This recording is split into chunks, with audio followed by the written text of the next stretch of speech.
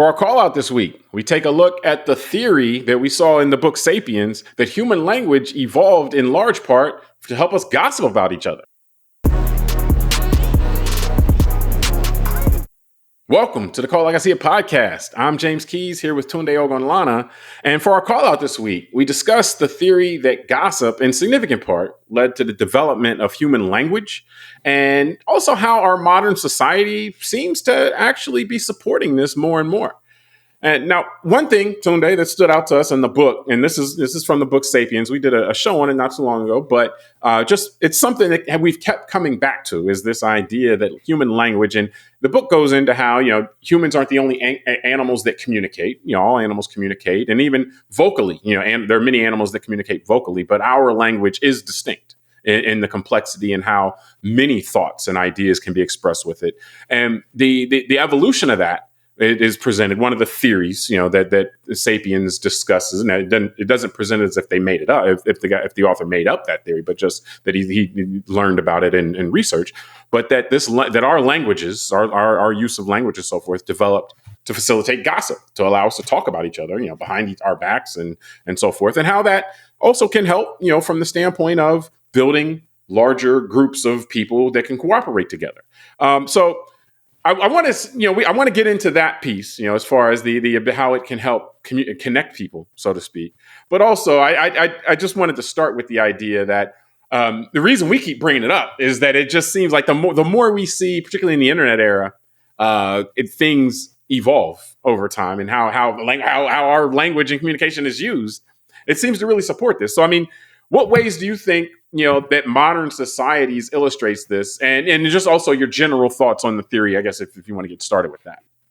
Yeah, so I'll start with the general thoughts. I think it's very interesting, not something I would have thought of organically myself, but not only being exposed to the concept through the book, but other things, even preparing today, just researching articles from other anthropologists and psychologists and scientists, that type. The idea of gossip actually being an evolutionary trait for humans, I found very interesting. Yeah. And one of the things that the book mentioned was the idea that gossip generally this topic is usually about the wrongdoing of other people without their presence. So the idea is that you and I might be talking about what a third party was doing wrong. That's generally what entails gossip. I'm sure there's times when we talk about what a third party did that's good, but it seems to be a much smaller percentage of time that positive gossip kind of really makes it around a community versus negative gossip. And why is that? Now, if you go back to the hunter-gatherer days, it's very interesting because, and I'll cite one of the research articles that we'll have in the show notes. It says that gossip, I'll quote the article, gossip is time and energy consumptive and involves sharing knowledge and is an essential resource in a resource-restricted environment. So think about if you have a group of 100 humans or less, the ability to know who might be doing other people wrong. I mean, it's kind of a reverse of the 10 Commandments. If you look at simple ways of having a society, you want to know who's out there maybe stealing, who's out there killing other people, who's out there disrupting maybe the harmony of the community through being adulterous or at least trying to be, going on other people's spouses and things like that. So the idea is that it and I read in some other things that it keeps the society a little bit of the glue between people and characters, because those of us who know we're going to be judged, when we know people are going to judge us by our behavior, the scientific research has shown that people generally will behave better and more communal in their behavior and not so selfish. So I feel like, and this is where I just end with the general thing, I feel like it's another example of an evolutionary trait that at one point in human history was needed for survival, just like being attracted to sweet things, that because we needed a lot of calories as hunter-gatherers and you didn't know when your next meal was going to be. Where then in the modern world, I can go today to a grocery store and see 50,000 square foot place full of a bunch of sugar. And so the evolutionary part of my brain wants to just consume it all, right? Yeah. But in the end, that's not healthy. And we see all the side effects health-wise. I think what we're learning now is the internet has allowed us to gossip in a way that is very negative. And now we have It's like a things supermarket like of bots and gossip. That's a algorithms. really good analogy. Yeah, and so what's happening is just like the supermarket of sugar has made us very unhealthy health-wise, with heart disease and diabetes and all these negative side effects. I think that the supermarket of mental, sugar, meaning the mental gossip, is also having now it's affecting our psychology in a negative way as a society, just like the real material food that's negative, like sugar, is affecting us in a material way. So yeah, that's a really interesting comparison in that sense, because I was also fascinated by the evolutionary concept, and I guess we'll talk about and we'll do more on society, but I did have some general thoughts as well that I wanted to get, like the evolutionary piece, and because the emphasis there is, once you, like chimps, for example, which they like are great apes, in the same way that humans are considered to be part of that line, so to speak. They can't operate in groups larger than like 50, definitely not 100. Like they're just limited. And a lot of that is because their ability, like your ability to know who's a cheat, who's a liar, who's a con man, all those things, and that type, without a fully formed language. And, again, you have communication, but without language, once you get to a certain number of people, it becomes impossible. And that oftentimes is considered around 50, 100, something like in that range, 150 maybe at its max. And so what gossip allows you to do, like you said, is to be able to communicate that type of information. If I see it, I can communicate that to somebody else, and then they can, if that guy's an adulterer, watch my lady, type of thing. And so it's kind of a thing that allows these larger groups to form and work together, because on one hand, people get information and can be more careful around certain people. And then, like you pointed out, on the other hand, the fact that like you messing with somebody's wife can get you into trouble, even if that person didn't see you. But if anybody sees you, just like we see with CEOs and recently at Coldplay concerts, if anybody sees you, then it can get back, and then like that can circle back around and can upend your life. So it creates there's the deterrent piece as well. So it operates very effectively to allow people to engage in larger groups, and so. To be able to put it in that context, then you can actually see. And so you can actually see how what we would consider, a lot of times people running their mouth and stuff like that can be very valuable. And even in the book, the author calls gossip like the rumor monger or the original Fourth Estate. That person is keeping people, holding people accountable as far as the things that they're doing behind people's back. And, and that can be very helpful. So, I think that, to your point now, the idea of how we have leaned into the reason why supermarkets have all that sugar is because, it triggers us in a way that a lot of times we can't even fully control, particularly when they, start doing the science to these foods and the ultra processed and the textures a certain way and the combination of flavors and the sweet, all that mixed in together in ways that touches your tongue and you lose your mind. Like the reason that stuff is all over the supermarket is because it touches us a certain way, and we will engage with it, or many of us will engage with it in a way that we can't fully control. It seems like in our modern society, what we're seeing now, like you can go 20, 30 years ago, or as I guess I should say 30, 40 years ago, you go to the same supermarket and there'll be gossip at the checkout line. You can open up, there'll be magazines and stuff like that you can get, but it's not something that's constant, where you're constantly getting gossip. It's like, okay, I can go grab a Us Weekly, or I can, get a subscription to People Magazine or something like that. And then that'll come once a month and I'll engage with it, or, whatever.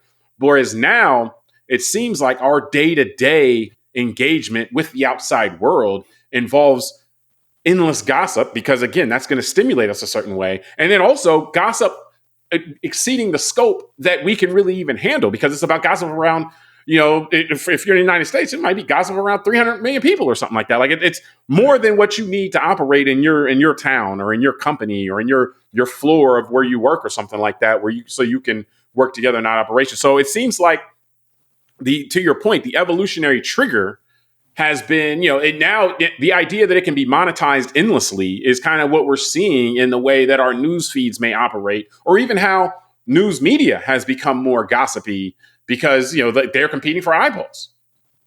Yeah, no, I think it's very interesting you make too, because as you said about this last few seconds, the international, like things that we might be gossiping about that happen internationally, got me thinking for some reason of Gaza. And I thought and not to get into that clearly for the show, but just the idea that involved, think about us as Americans, it's and I don't want to, I know that's a very serious topic, so I don't want to use the term gossip in a sense that's flippant. This is not what I mean by that. But the idea that we are, meaning us as Americans, are talking to each other about a third party. So the people who support the Israeli government's actions are talking about the wrongdoings of the third party in Hamas.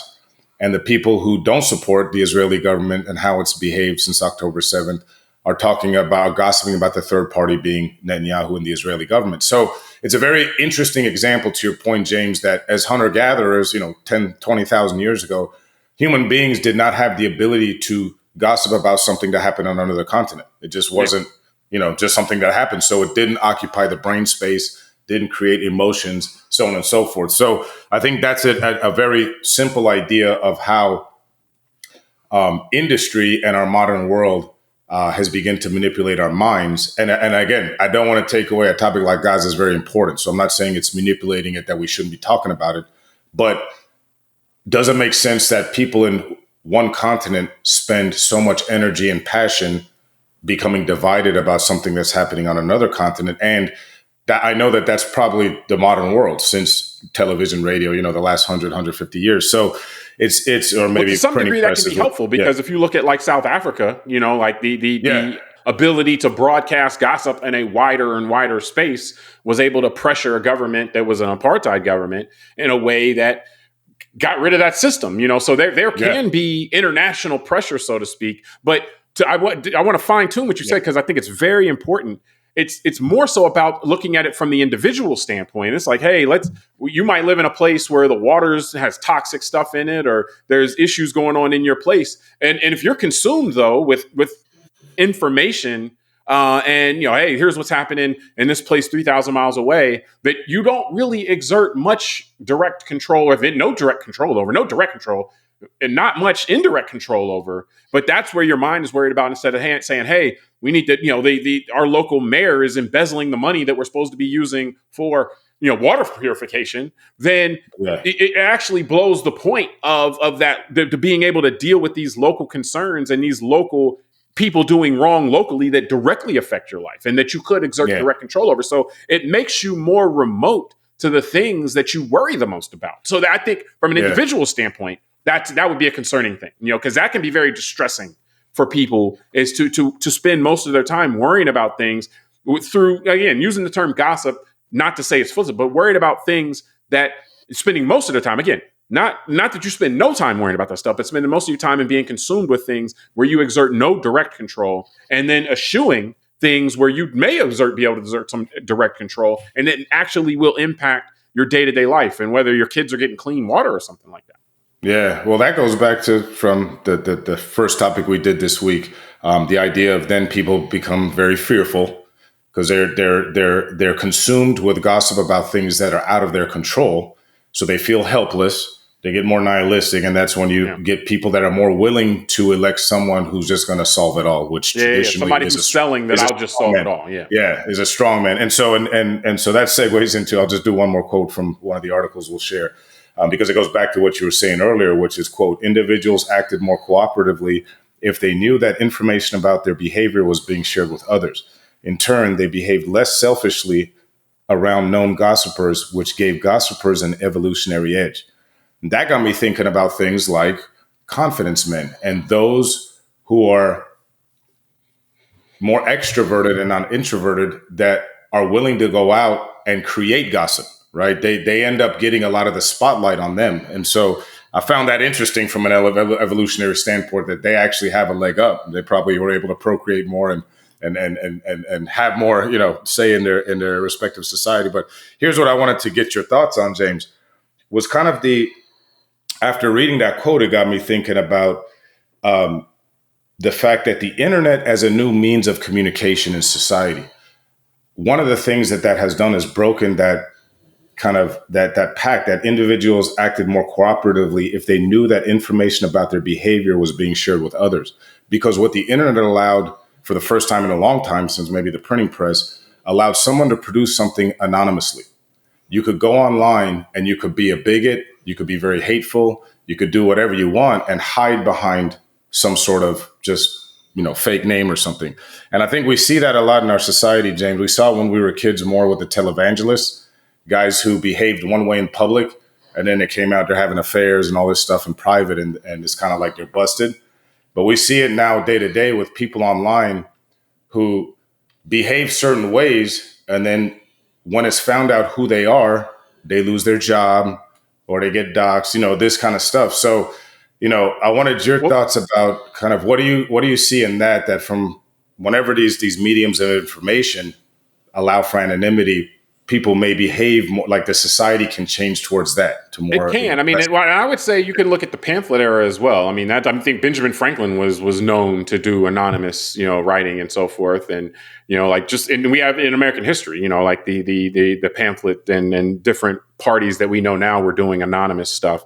But I do think that what the internet in combination with that is, like, still in the pamphlet era, there's only so many pamphlets that a person can buy, can read and stuff like that. But in the internet era, particularly the algorithmic kind of curation era, where we can just scroll through things so fast and that's being served up to us in ways that are going to maximize how it affects our brains and so forth, is that the purpose of gossip can be undermined because it's kind of like an overload kind of thing. Like if you're seeing gossip on 100 different people every single day, then all of that information becomes less and less and less and less and less important to you. And so if you do find out that somebody's a cheat or that has been, cheating or lying or whatever, and they were doing so, it's been proven or anything like that, 10 messages, 20 messages, 30 messages later, you forgot about that, or it's no longer impactful to you. So it's kind of the ability for the con man or the person who is being dishonest, where that person previously may have been constrained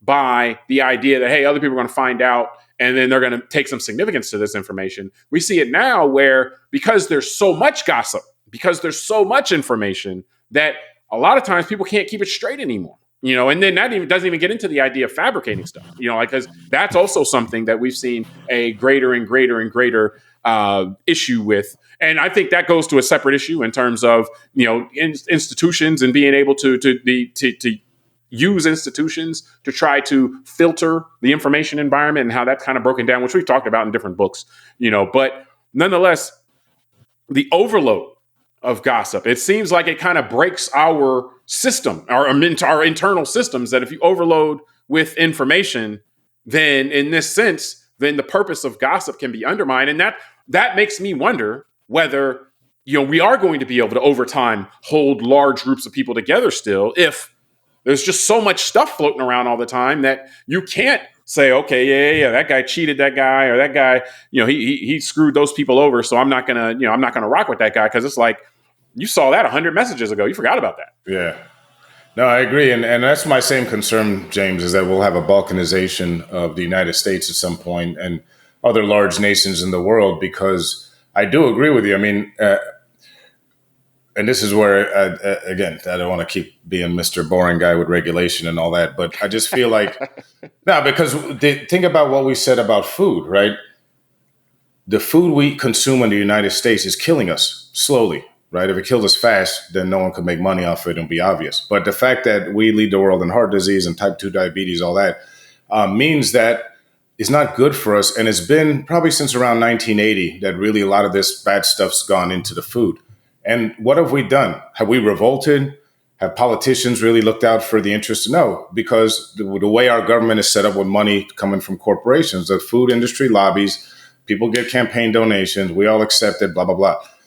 More importantly, we're saying the same people thing. Who vote, but more importantly, the people who vote for those people can be easily, like, they'll hear it like, oh yeah, Spark might kill you or whatever, and then they forgot about it by the next day, or so. Well, and to your point, like, the sad part is the more people that vote for that, I'd say the majority live in areas where they don't have access to actually good quality food, and they don't have access to good medical kind of care and maintenance. And it's like this spiral. And my concern, James, is basically that the internet now is taking this to our brains. And because we have these big mega behemoth companies like Meta and Google and Microsoft and all them, and to your point, they got all these algorithms. They know how to now mess with our minds to keep us addicted, just like the food company mess with our tongues and all that to keep us addicted to food.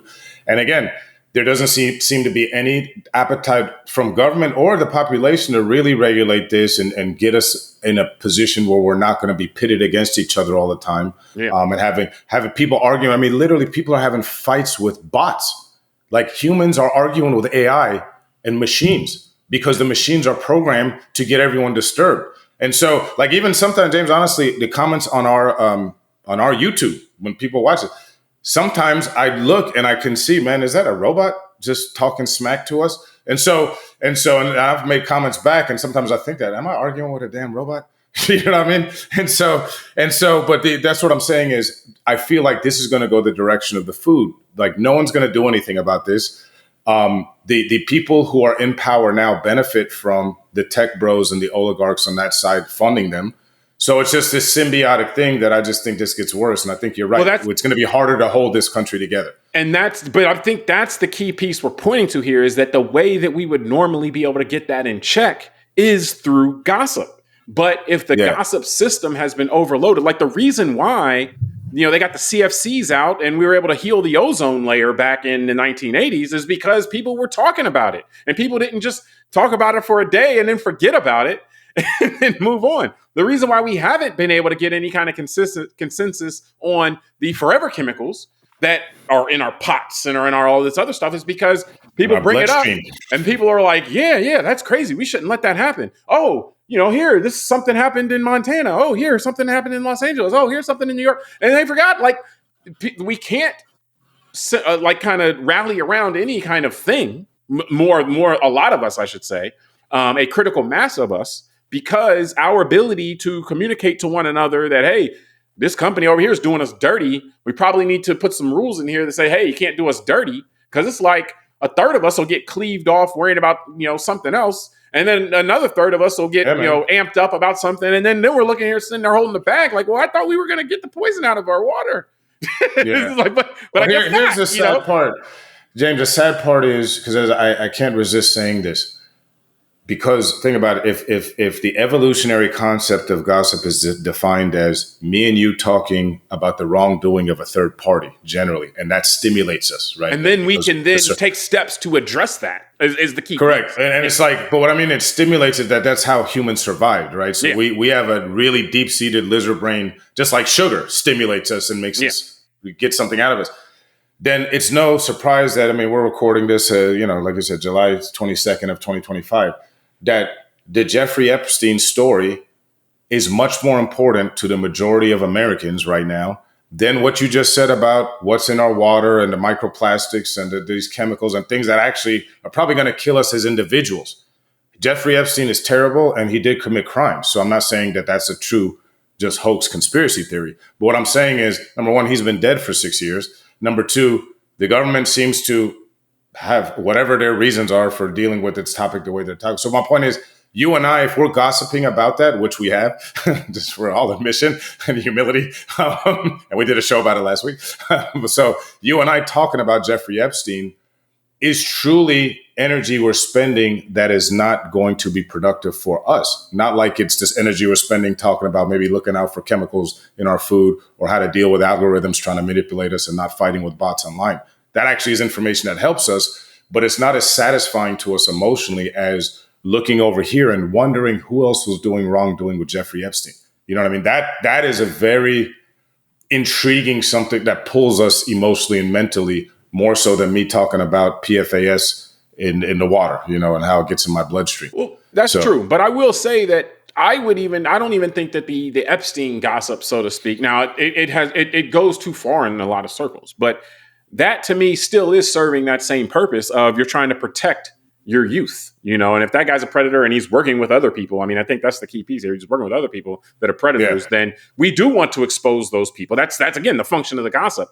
The issue I have is, and that's in, I guess our general proximity, like that's operating, that might be operating in South Florida. You and I are in South Florida, so we want to have an idea if there's a bunch of guys running around snatching up girls in South Florida, or that there have been and who they were, doing whatever. So no, they're still there. I don't even point the finger at that. Like to me, it'd be more so like you pointed out, if there's something happening in, halfway around the world and that consumes us to the point where we can't deal with issues that we're also can gossip about that are affecting our day-to-day life. It's the further it becomes connected to your day-to-day life and your own survival is where I think you have to exercise caution. Because like you said, that's when you get to the point where you become hope, you throw your hands up because you spend 90% of your time worrying about things that you're so disconnected from. And so you won't do anything because it's like, well, there's nothing I can do but sit there and worry and so forth like that. So that same kind of stimulation can be directed at things that you can actually do something about or that you have some measure of control over, especially in a democratic society, or it can be directed at things that there's no level of control. And I don't know that we can decide that much what we care about, So, I mean, that kind of, we're stuck with that. We can decide how much we engage with stuff, but, we still are human beings, like that's kind of what we're talking about. It's interesting. But just to fit my last thought is just because of what you said. It's just interesting, as you said, because it gives me this national thing. So we were talking about Epstein. We're in South Florida. So that's why I was joking, saying, there's still pedophiles here because it's Florida. We know our state is just crazy. But that's why we love it here. Not for that reason, because it's just generally crazy. But I don't know. I don't know if I can co-sign that. Definitely, I'm not walking us into anything crazy. But what I'm getting at is, this is a true story, though. When I moved into my house in 2008, and I've been living here for a while, my wife did look up, because we have kids. She looked on that registry thing of the sex offenders, who's a registered sex offender. Within, I think it was literally like a 2-mile radius of my house. I remember she told me there were 28 individual people that were identified as registered sex offenders. And that's why it got me thinking, we're all focusing on someone like Epstein. And like you said, it's important. So I'm not going to diminish it. But the idea is that it's made me realize, you think about at the time, at least in 2008, there were 28 people within 2 miles of me that were behaving like this, apparently, or at least, they got caught. Something in that field. Right? Yeah. Correct. And that means, as I said, that how many people behave like that and don't get caught? Yeah. So it's again, another just one of those that our focus and our perspective, where is it at? Is it on these big things that we can't control, like in Epstein? Or should I be looking at working with law enforcement here to make sure those 28 guys don't get on my kid or your kids, because they're actually closer in proximity than someone like Epstein or whoever he was, doing his stuff with. And so that actually, I would say also, though, that the existence of that list is an example of the quote unquote benefit of gossip. So good point. Yeah, and that's something that was structurally put in place. To kind of provide. So now I'm gonna go find a list, and we're gonna go find these names so we can talk about them. Maybe we'll go to the front of their house and point at them too, and just talk about them. So, but no, I think on that note, it's time to close this up. We appreciate everybody for joining us on this call out. Subscribe to the podcast, rate it, review it, tell us what you think, send it to a friend. Till next time, I'm James Keys. I'm Tunde Ogunlana. All right, and check out, we had an earlier show this week as well, so check that out, and check out the page in general. Call it Like I See It, and we'll talk soon.